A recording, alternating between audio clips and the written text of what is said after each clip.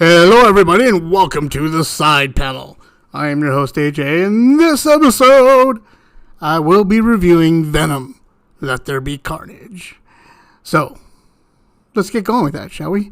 So, first off, I need to let everybody know and remind everyone that the first Venom, which came out in 2018, and I'm speaking really fast, so I probably should slow down right now. When that came out, it was kind of a little dud in the background, and one of the things that, while I did enjoy the film, what I didn't enjoy about it was this oversaturation of CGI and the fact that they had to show everything in the dark, which made it very hard to make out exactly what was happening on the screen. Venom Let There Be Carnage. They kind of switched that up a bit and let everything happen in the light and made everything more visually appealing. How did I like the movie, you may ask? Did I enjoy it overall? Did I enjoy what was happening in the film? Well, let's give a little background about the film, shall we? As the first movie ended, you saw that. And then what had happened was, I forgot, this is a spoiler-free show. Venom Let There Be Carnage picks up in the life of both Eddie Brock and Venom and how they're trying to get along together and what's going on in their life at the time. Things aren't looking too good, but there's a possibility of things looking up for Eddie. And in the course of his life and the course of his actions, trying to do an interview for his job, he comes across the killer known as Cletus Cassidy, who, if you saw the end of the first movie, the after credits scene, you saw Woody Harrelson portraying the role, saying "Let there be carnage" with this crazy little wacky hair that he tried to do. So this is what this film is about. That is what this film is about, is that there is another symbiote known as Carnage. He infects Cletus Cassidy, known as Woody Harrelson, or vice versa, and things go from there. Now, again, without getting too deep into what happens or anything like that, spoiler-free as much as possible, I thought the movie overall was kind of weak, honestly. I thought the special effects were great. I thought the idea behind everything was cool, but maybe I'm just a little too spoiled on the comic book version of it.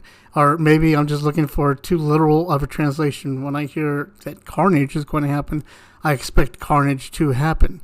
Not a lot of deaths here, not a lot of killing going on here, more special effects and over-the-top acting than anything else. Now, what has to be the star of this movie, or which should get a Razzie Award for this movie, are above all the special effects and the lighting and the music and everything else, the acting, which wasn't all that great, and everything else that was going on in this film. The two things that really drew my attention, I just couldn't help but focus on, was both Woody Harrelson and Stephen Graham's horrible toupees. Oh my God, their hair pieces were just bad. And why, when Woody Harrelson has Carnage in him, you couldn't ask Carnage to make him a hairpiece, which would have probably been more believable than whatever he was wearing on the top of his head at the time. I have no idea. But that, for me, was really a distraction and a downfall. Now, for me, I think that Venom, if you were to look at it, go back to the origins of the comic book and the origins of the story with Spider-Man, the tie-ins and everything. Venom was a symbiote that was introduced to Spider-Man in Secret Wars number 8. And during that time, Spider-Man's costume had been destroyed in a fight, and he went up to a machine that he found in Dr. Doom's lair, and boom, this symbiote came out, this ball of blackness came out and fused with Peter Parker's Spider-Man, and thus was born the Black Spider suit, and that was where the legacy of the Black Spider suit began. And from then on, stories and everything went with it, where eventually Peter Parker was too good for Venom and it split from him and latched onto Eddie Brock because Eddie Brock had hatred and vitriol in his blood and wanted nothing but the death of Spider-Man. And so, being as how Venom was a kind of a hurt child at that point, latched on to Eddie Brock and stuck with it. And from then on, it became Venom has to be where the real bloody scary violence of Spider-Man comics went. Once the black suit was introduced, everything went downhill from there. Web of Spider-Man #1 actually showed how the suit and Peter Parker interacted with each other and eventually became a part. And everything after that was just dark and abysmal. It also was the start of the Kraven the Hunter series, tie-in with The Last Hunt, and a couple of other like really dark times for Peter Parker. And that all came out because of Venom. Now, why they couldn't have taken the Venom films and turned it into something as dark as we saw there, with the understanding that the Spider-Man franchise could not be tied in, I just don't understand why they didn't go that route. They had a lot of opportunity, and I think it would have been better film and better franchise had they done so, because it would have been without these really bad, cheesy, corny one-liners that this film really relies heavily on to bring it back to the audience and to make it so that it's likable, so that Venom is a likable hero. He is an anti-hero. He is a villain. And eventually, in time, yes, he does become a hero, but he's still a very violent, bloody monster who just wants to eat people and destroy everything. And then comes the introduction of Carnage, who is the Venom amped up to the nth degree. And, you know, it's supposed to leave a bloody carnage of a wake of bodies behind him.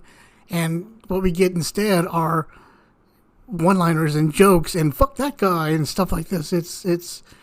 It really tears me away from what I was hoping that the Venom series would be like. I'm not saying that the Venom series, what we have, isn't all that great. I'm sure it appeals to a lot more audiences than the original comic book groupies or fans that we were. And it makes them lots of money. And as long as it makes Sony money, then Tom Holland can keep being Peter Parker, I guess. But it's unfortunate that we didn't go the darker route, because I think that would have been for a better movie series and eventual addition into not only just comic book genre, but horror movie series as well. Kind of like what the Blade movies did before Part 3. Especially Del Toro's. Del Toro's was Part 3. Was it? I don't know, whatever, anyway. Bottom line is they could have done a lot darker with this, and I really would have think that I would have enjoyed it more. Another setback in this film is that it was only had a running time of 97 minutes, which means they rushed everything. Everything was just bam, bam, bam, boom, boom. And because you didn't get to enjoy the nuances of having Venom or Carnage as part of your storyline, it felt like they wanted to showcase more on the jokes and the motorcycles that Eddie Brock was riding, you know, and because of that, I felt it missed out on a bit. But yeah, stellar performance by Naomi Harris and Peggy Lou. They were both great showings in this film. Now, there is a post-credit scene, and it's going to get spoiled for you. I'm sorry, but it has been everywhere I've seen online is that it's already been spoiled for you. I will not spoil it for you, except to say that there is a post-credit screen. It's not really a post-credit scene, more like a mid-credit scene. You know how at the end of Marvel movies they have the showy display of the actors and the names and all that stuff, and then after the showy part, then you get like the mid-credit scene, and then after that you go back to the black and white wash of just credits rolling across the screen. That's what this is. It's a mid-credits scene, and after that you don't have to stay for the rest of the credits. That's the last bit, but stay for the mid-credits scene. You'll really enjoy it. It does a great job of showing you where the next film in the franchise is going. Now, I hope I didn't ruin anything for you. At the end of the day, it is a good, fun movie. It might be a perfect date movie. It might be a great movie for a bunch of guys to go check out, bunch of geeks to go check out, and then go afterwards and talk crap about it in the parking lot, or enjoy it in the parking lot. I don't know. Whatever it may be, see it in a big screen. I always say that about all the films, but this is one of those. I got to see it in the D-Box, where the chairs move all over the place.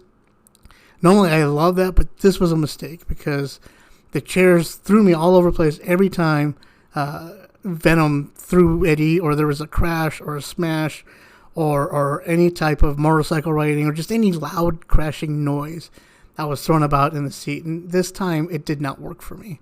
So having said that, hope you guys enjoy. Let me know what you think in the comments below. You can also call in to me and let me know what you thought, and I will play it on the show. If at any point in time you have any suggestions for films or anything you want me to see and talk about, please shoot me an email, forbiddenpanel@gmail.com, or leave a message that's shown with the description of this show. So, thanks again, everybody. See you next time.